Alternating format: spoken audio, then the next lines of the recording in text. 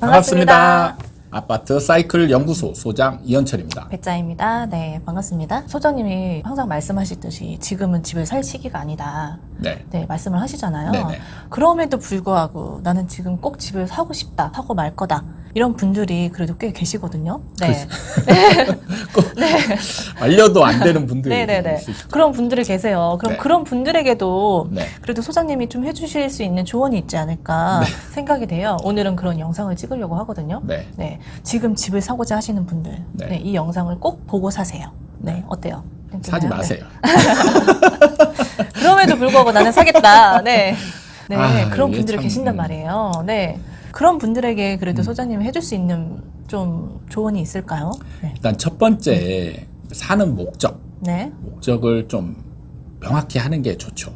네. 사려고 하는 목적이 거주냐, 시세 차익이냐 네. 이런 거를 명확히 좀 구분을 해서 네.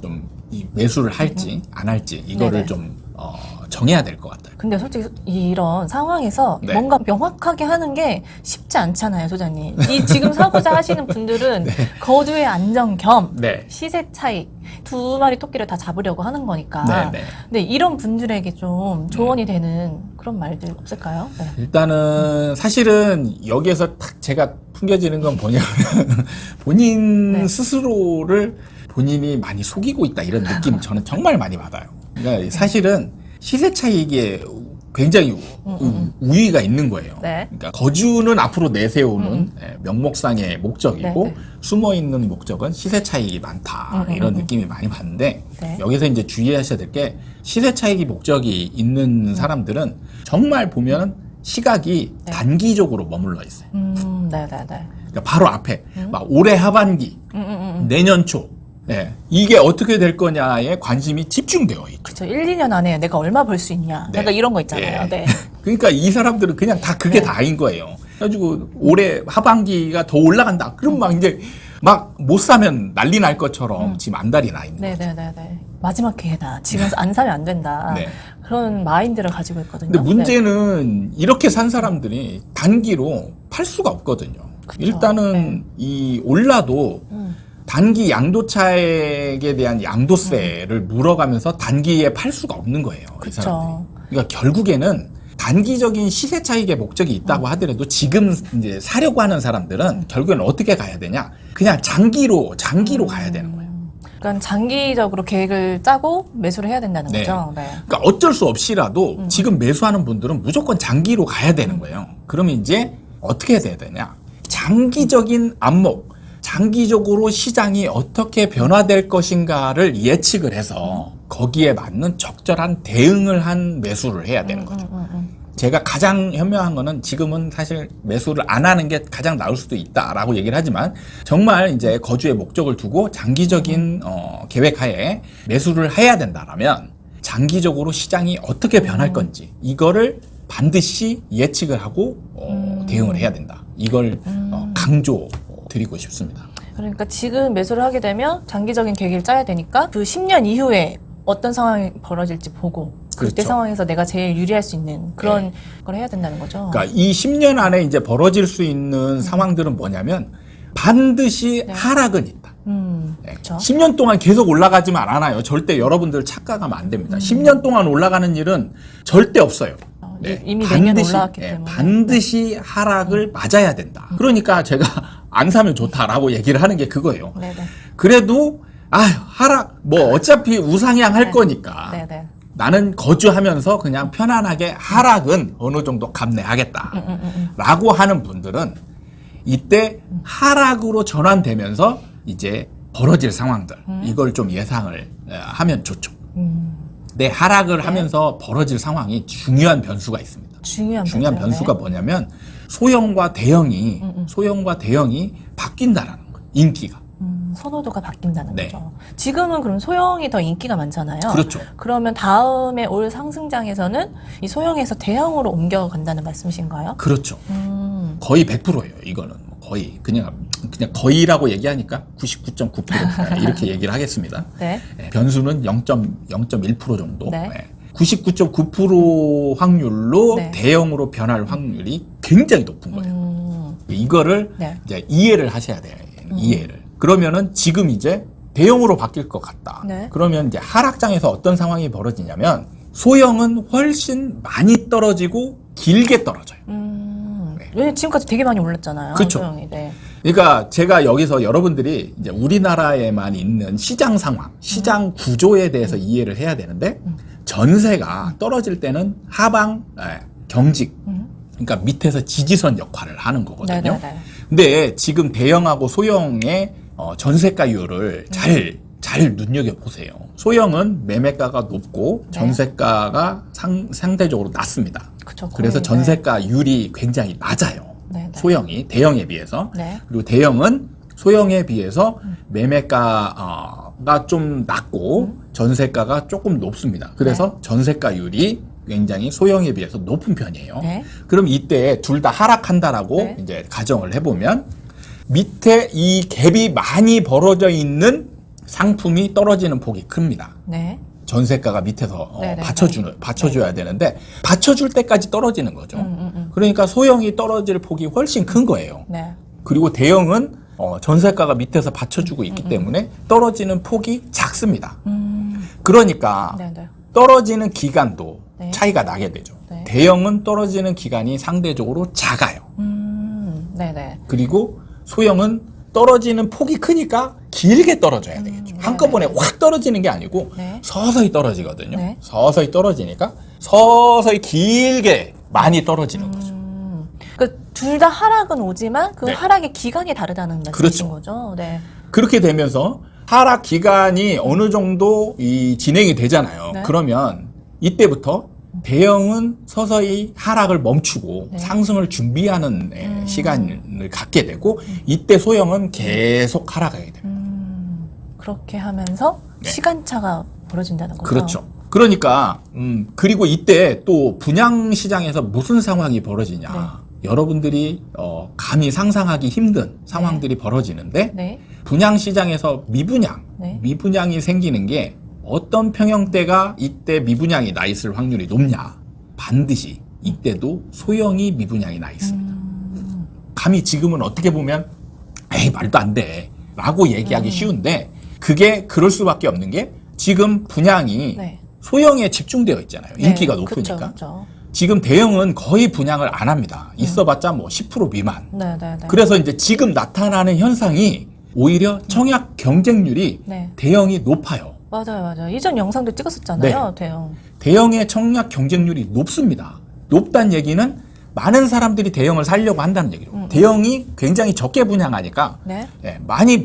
아주 많이 달라붙지 않아도 경쟁률이 굉장히 높게 나타나는 맞아요. 거죠. 네네. 그럼 얘는 피가 붙습니다. 오히려. 네네네. 그런데 소형은 지금 점차 경쟁률이 낮아지고 있어요. 낮아지고 있으면 언젠가는 얘가 경쟁률이 1대1 미만이 되는 날이 벌어지겠죠. 그럼 이게 이제 미분양이 나타나는 겁니다. 그럼 보세요. 청약 경쟁률이 높은 대형은 미분양이 나타나질 않습니다. 완판이 되잖아요. 네네. 근데 청약 경쟁률이 점점 낮아지고 있는 소형은 미분양이 날 확률이 높아지는 거죠. 그러니까 하락으로 전환되고 나면 이때 반드시 나타나는 게 이제 소형이 미분양이 생겨요. 미분양이.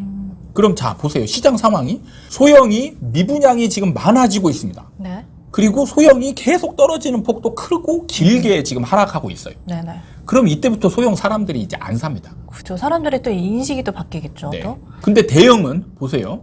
대형은 지금 신규 분양하는 게 경쟁률이 높게 분양이 돼서 완판이 되고 심지어는 피가 붙는 물건들도 생기고 있어요. 네네네. 그리고 일반 아파트들도 대형이 떨어지는 폭이 적은 데다가 이제 어느 정도 기간이 지나면 하락을 멈추고 상승을 준비하게 됩니다.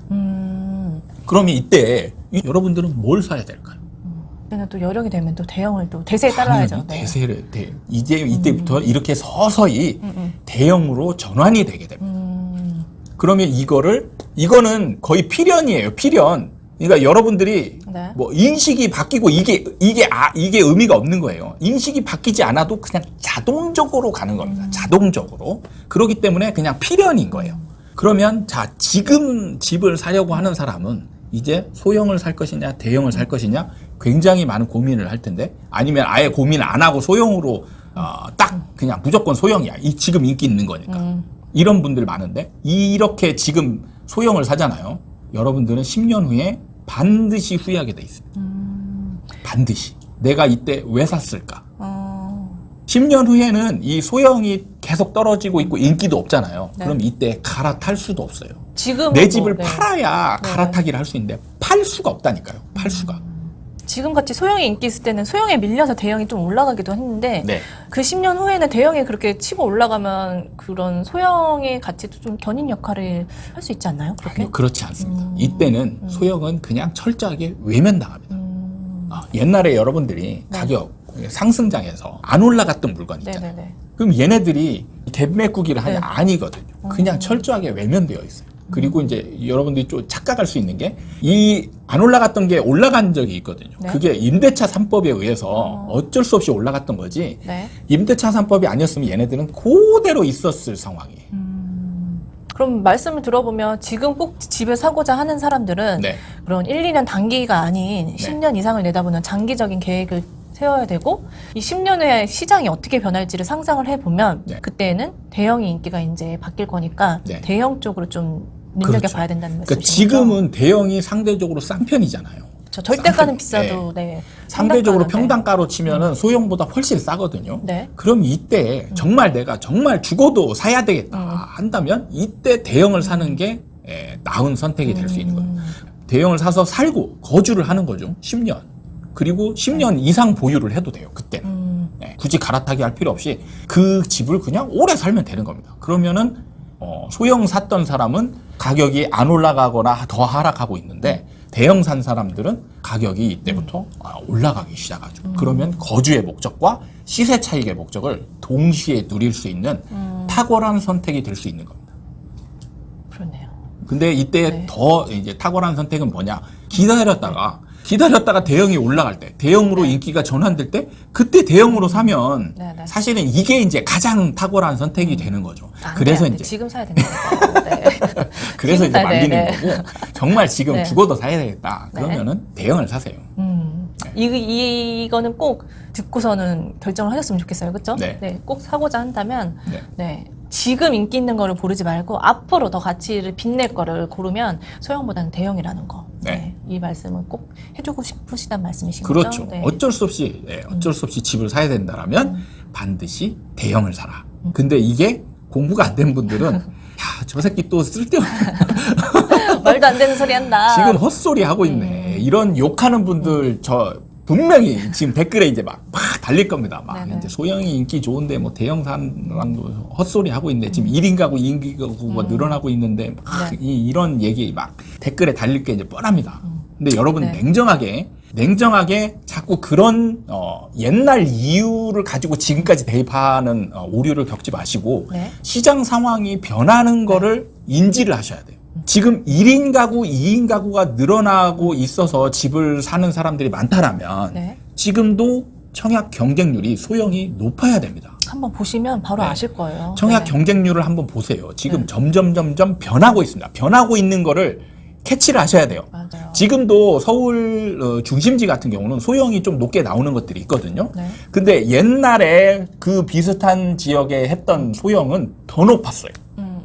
그리고 대형은 형편없었습니다. 그런데 지금 청약 경쟁률이 높은 소형도 이제 옛날에 비해서 경쟁률이 굉장히 낮아지고 있어요. 그리고 대형은 올라가고 있습니다. 그럼 이런 추세로 가면 이 앞으로 2, 3년 후가 되면 반드시 서울에서도 소형이 이제 청약 경쟁률이 이제 뭐 굉장히 낮아져서 미분양이 나올 수도 있고 대형은 이제 인기가 굉장히 높아져서 피가 막 붙는 상황이 바뀔 수가 있는 거예요. 그러니까 이 변하고 있는 상황을 인지를 하셔야지 자꾸 옛날 기준을 지금 1인 가구, 2인 가구가 늘어나는 기준은 언제 생겼냐? 2013, 14년도에 생긴 거예요. 네네. 지금 이 기준을 지금도 적용하고 있다. 여러분들은 지금 시대 변화에 둔감한 사람인 거예요. 그러면 항상 여러분들은 손해보는 결정을 할 수밖에 없어요. 좀 이거는 정말 좀 잘 생각해 보시고 직접 찾아보시면 바로 보이는 결과들이니까요. 찾아보면 되는데 안 찾아보고 경쟁률도 욕해요. 높고 프리미엄도 훨씬 높고 네. 지금 그런 상황이니까요.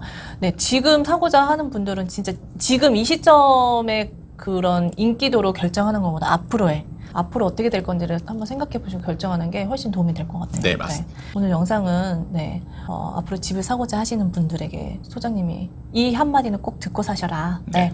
그 한마디를 지금 영상을 찍어봤습니다. 네, 좋은 결정하시고 그랬으면 좋겠습니다. 네. 근데 댓글이 달릴 게 지금 눈에 보여서 상처받지 말아요. 네. 알겠습니다. 오늘 영상은 이렇게 마무리하도록 하겠습니다. 다음에 또 찾아뵙도록 하겠습니다. 감사합니다.